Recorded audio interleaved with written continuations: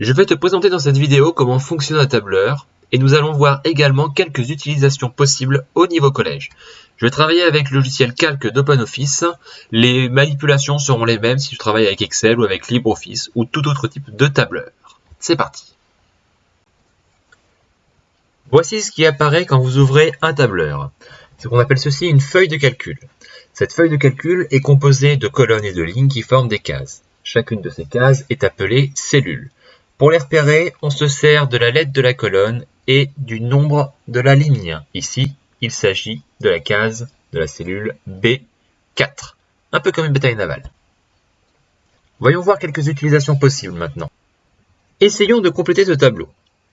Ici, sur chaque ligne, une valeur différente pour A et pour B. Donc pour la première ligne, A vaut 3 et B vaut 5.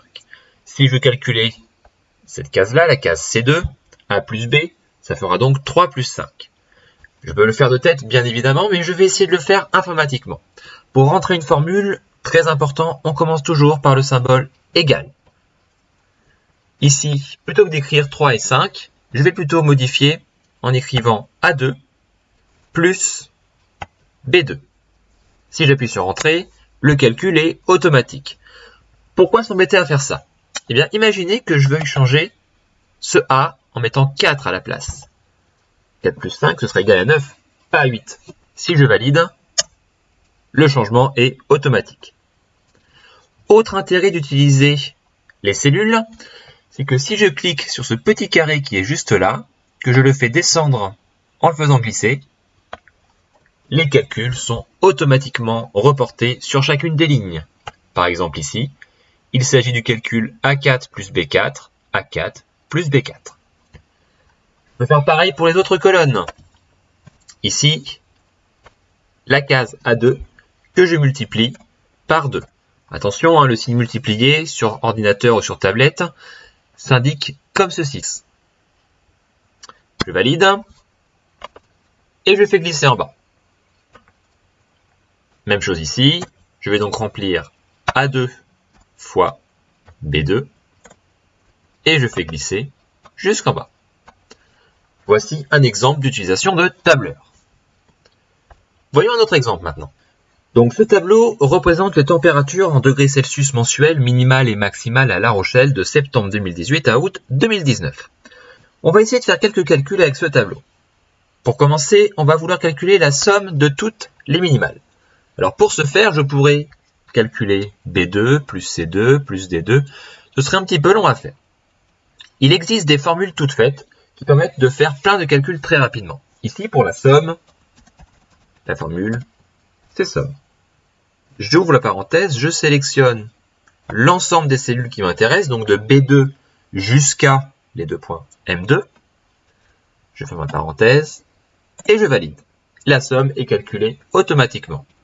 Si je fais glisser en suivant le petit carré vers le bas, la formule qui rentre dedans est somme de B3 jusqu'à M3. C'est bien la somme de toutes les maximales. Il y a plein de formules différentes qui permettent par exemple de calculer la moyenne, de calculer la plus petite des minimales,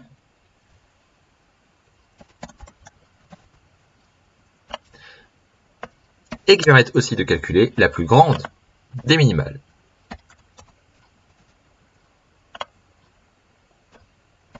L'intérêt, encore une fois, c'est que je peux sélectionner ici, faire glisser, pour avoir les calculs directement pour les maximales. Il existe plein d'autres fonctions, formules possibles.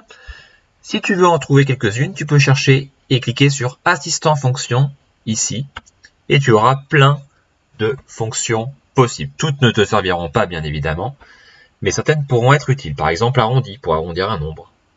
Mais il y en a plein d'autres. Autre utilisation possible du tableur, c'est de créer des diagrammes. On va essayer de créer un diagramme avec ces températures. Je sélectionne l'ensemble des cellules, ma plage.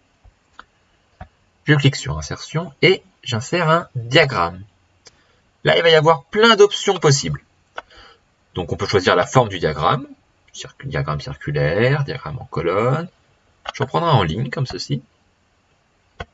je change quelques informations. Mes données ici sont en ligne, donc je mets mes données en ligne. Et apparaît ainsi mon fameux diagramme avec les mois en abscisse, les températures en ordonnée, ma courbe pour les minimales, ma courbe pour les maximales. Cette vidéo est à présent terminée. N'hésite pas à ouvrir un tableur et à trifouiller un petit peu toutes les possibilités pour en apprendre davantage. À bientôt!